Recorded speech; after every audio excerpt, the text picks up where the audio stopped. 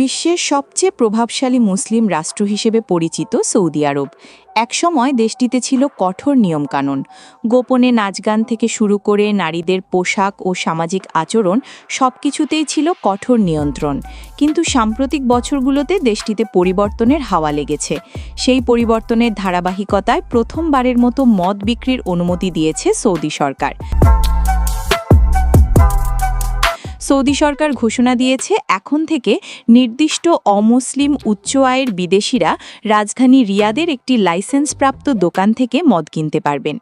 The new York পোস্টের প্রতিবেদনে বলা হয়েছে এটি হবে রাজধানীর একমাত্র অনুমোদিত দোকান যেখানে বিদেশিরা নির্দিষ্ট কিছু নিয়ম মেনে প্রবেশ করতে পারবেন।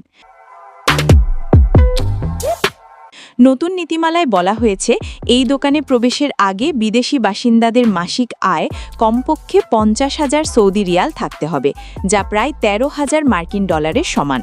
পাশাপাশি প্রবেশের সময় তাদের বেতন সনদ সহ পরিচয়পত্র প্রদর্শন বাধ্যতামূলক। সৌদি আরবে দীর্ঘদিন ধরে মদের ওপর কড়া নিষেধাজ্ঞা বিদ্যমান। তবুও সাম্প্রতিক এই সিদ্ধান্তকে দেশটির চলমান নীতির আরেকটি গুরুত্বপূর্ণ পদক্ষেপ হিসেবে দেখা হচ্ছে। বিশেষজ্ঞরা মনে করছেন সামাজিক পরিবর্তন, বিদেশি বিনিয়োগ বৃদ্ধি এবং বৈশ্বিক পর্যটন কাঠামোতে নিজেদের অবস্থান শক্ত করতে সৌদি আরব আরও নানা সংস্কারমূলক উদ্যোগ নিতে পারে। তবে প্রশ্ন উঠছে, একটি ইসলামী রাষ্ট্রের এত দ্রুত বদলে যাওয়া কি মুসলিম বিশ্বের মূল্যবোধে কোনো অস্থিরতার ইঙ্গিত দিচ্ছে? অনেক ইসলামী গবেষকরা বলছেন হারামকে বৈধতার পথে নিয়ে যাওয়া শেষ যুগের আলামতের সঙ্গে মিলে যায়।